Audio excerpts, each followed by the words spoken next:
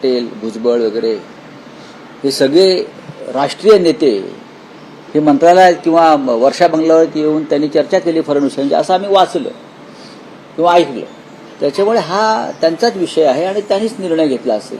नाही, पण असं म्हटलं जातं आहे की या निर्णयामागे भाजप आहे आणि समजा 2 राष्ट्रवादी काँग्रेस विलिनीकरणानंतर शरद पवारांकडे पुन्हा या पक्षाची सूत्र बघा, जाऊ नये. मी तुम्हाला एकच सांगतो, जोपर्यंत अजित पवारांचा दुखवटा संपत नाही तोपर्यंत आम्ही या राजकीय विषयावरती बोलणार नाही.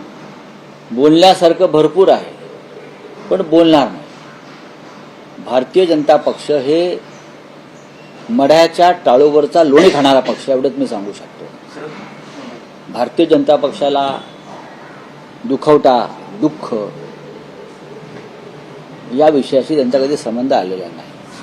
त्याच्यामुळे हे जे पक्ष आहे हे मढ्याच्या टाळूवरचे लोणी खाणारे पक्ष आहेत, पण ही वेळ त्याविषयी बोलण्याची नाही. शरद पवार यांनी पहिल्यांदाच मागितलं की दोन्ही पक्षांच्या विलिनीकरणाची चर्चा सुरू होती. मी त्यात नसलो तरी खूप चर्चा सुरू होती आणि दोन्ही पक्षांनी एकत्र व्हावं अशी देखील अद्याप माझी इच्छा असल्याचं त्यांनी सांगितलं. नाही, ठीक आहे. बघा, अजित पवार असताना हे शक्य दिसत होतं असं मला वाटतंय. असं पवार साहेबांच्या बोलण्यातून जाणवत आहे. आता पुढे काय त्यांच्या बैठकीवरची मी कसं काय बोलणार. नाही, पण जयंत पाटील आणि अजित पवार यांच्यात चर्चा सुरू होती आणि 12 तारखेला त्या बाबतीतला निर्णय जाहीर करणं. मी काय बोलणार. बघा, तुमच्याकडे बरीचशी माहिती आहे.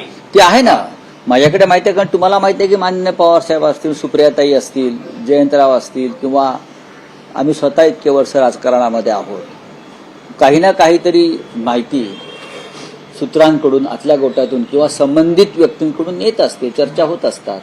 पण